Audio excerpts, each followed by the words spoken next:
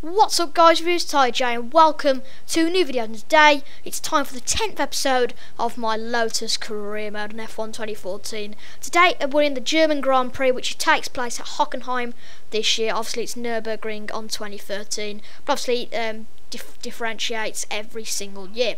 So into practice, as I said, I'm going to be bringing practice for this time, and in practice we're doing a couple of laps just to see how the tyres are and hopefully qualify a bit better than last for a change. And we're coming round on the prime tyres, just remember, for our first time lap, and we do a 123.226, and that's a pretty decent lap for our first lap around Hockenheim. And then our second lap, we did run a bit wide on the penultimate corner, but coming around the last corner for the second time round, we've got, I think that's Danny Kvyat just behind us, and we do set a 22.0, but however it's absolutely whooped by Daniel Kvyat, who does set a 1 minute 19, I think, actually. But yeah, so what we decided to do in the end, we only set 2 laps, but we're going to put a new engine in our car. The first time this year, actually. Our old engine's on 91%, so it could be that could be the reason for the lack of pace we've had recently. So hopefully it is the reason, and we can do a lot better. So we are in qualifying now, as you just saw, we finished in practice in last place behind Marcus Ericsson. And then here we go then for qualifying, our first real chance to set on the Primes tyres. I'm just going through my setup for the whole weekend now. I'm actually using Ezo Racing setup. You can obviously look at his setup. If you want to use that, sure, use off of setups if you want to, but it's a pretty decent setup, not that great though. It's pretty decent, like I said. But I don't really know what to compare it to, because this Lotus pace is shocking at the moment, so hopefully we can improve that in a bit. But we do come out on track, but Kvyat set a 118.1. We're quite a way behind that actually on our first lap. We're 3.1 seconds behind it. We set a 21.2. I'm not going to say 21.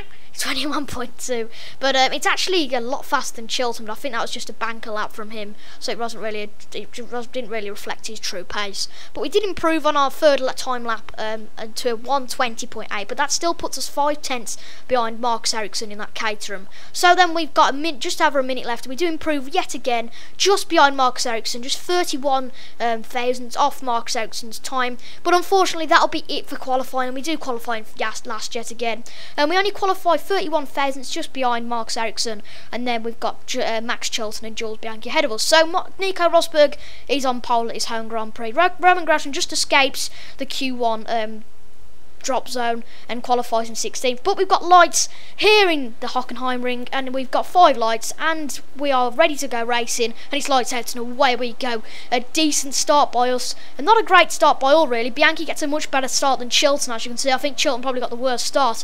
Moving over to the left though, on the outside, and we kind of had to brake and then go through the first corner, but we do make our usual positions from people going wide and generally just slowing down. We're actually battling with Sebastian Vettel, who didn't qualify that well, but we dive bomb it up into turn 2, and we're battling with Hockenberg a little bit. We do get past him into P9, but Bottas holds Perez up a little bit, which means I'm into his clutches now. So we change sides of the track, coming down the DRS straight on this track. It's quite a nice straight for slipstreaming, especially. As you can see, that's Bottas saving his ERS. Then we're going to go up the inside of Perez. Bottas tried to go up the inside of Ricciardo, but failed, which means we can take his position.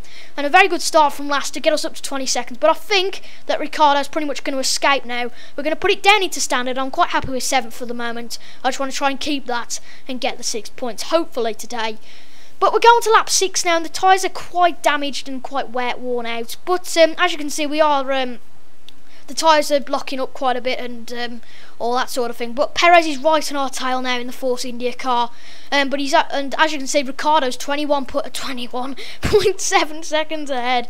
And as you can see, we make a big mess of that right-hander, and that allowed Perez and Bottas through.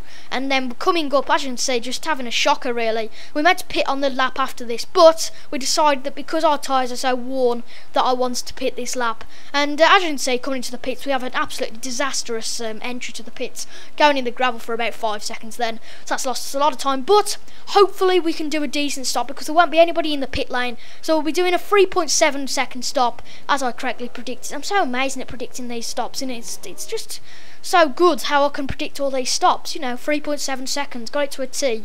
Of course, every stop's 3.7 seconds on this game.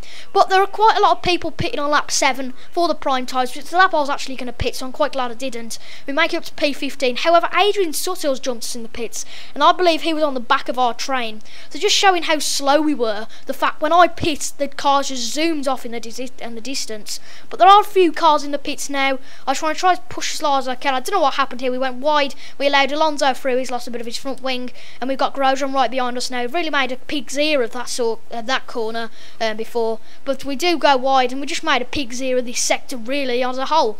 And as you can see, Grosjean's on our outside, and actually he pulls the move off on the straight. Fantastic move by Grosjean on the straight. And just to make matters worse, we go on the curb and then nearly break Hockenheimring's front wing.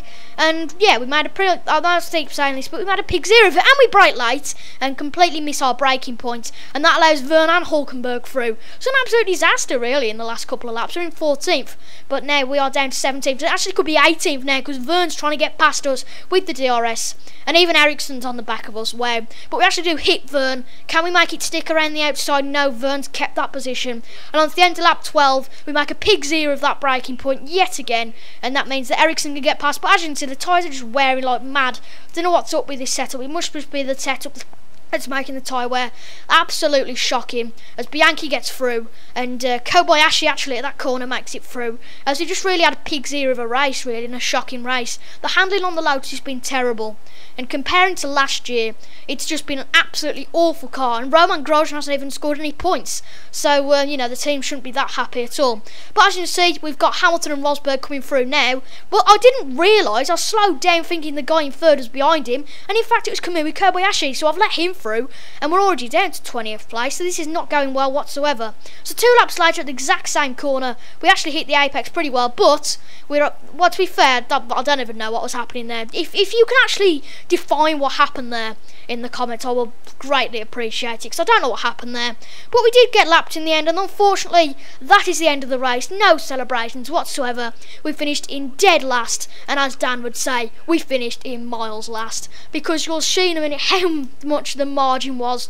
And as you can see, we finished a lap behind, and we were in the group with the Marushas and Caterham was actually finished at the back of that group. Very, very, very disappointing Grand Prix. But Romain Grosjean finished in 15th, not a great Grand Prix for him either. But we are outside the top 12 in the championship. We're in 15th in the championship now, and we just really need a new car, I think. So I'll see you guys later. Goodbye.